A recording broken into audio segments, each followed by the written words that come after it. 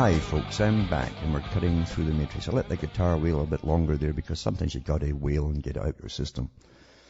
I've talked about memes before and how they set trends and how they insert things in newspapers that most folk don't put together. They'll see it in one article, one paper, one magazine.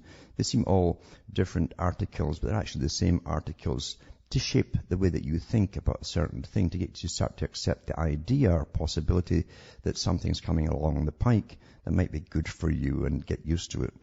And he's one of them today.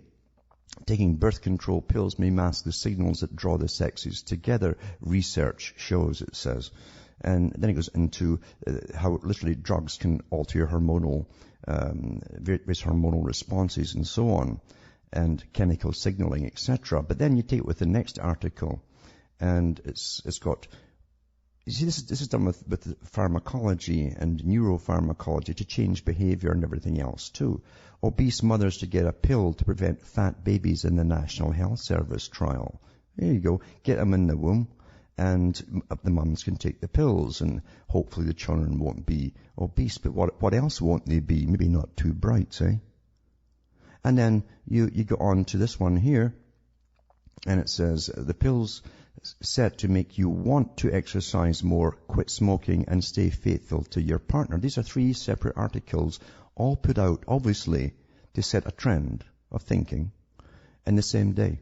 And it says here, according to a new book, The Compass of Pleasure, that futuristic world may not be far off, where pop pills to cure or curb a range of ills. It's a book by John Hopkins University neuroscientist. Here's the guys who want to manage all your brains for you.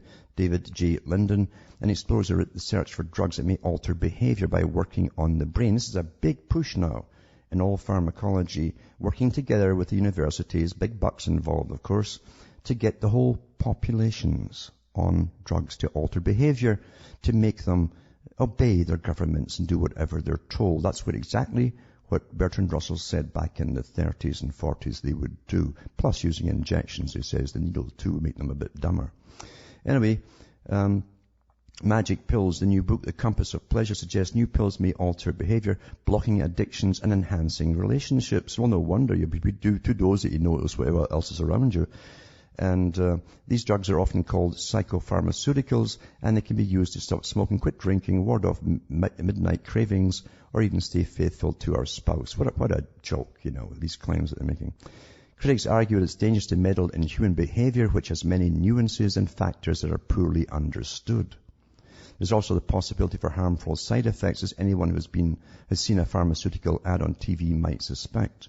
Further, it could behavior-alter drugs. They could become the tools of criminals or even terrorists, well, be your governments, because they're the guys that want you all to take them, by the way. I'm not kidding about that. I've got stacks of stuff from governments and this particular field that they want to add this stuff to the water supplies and so on.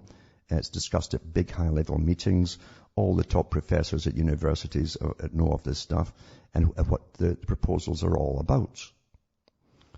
And they all get into it, of course, in university because they see it as a way of the future. It's a winning horse here. Let's get into that field. That's how these characters do it, the lower psychopaths. That's how they do it.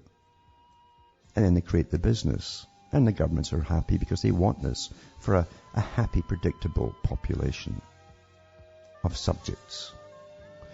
From Hamish myself from Ontario, Canada, it's good night to me. Your God or your gods go with you.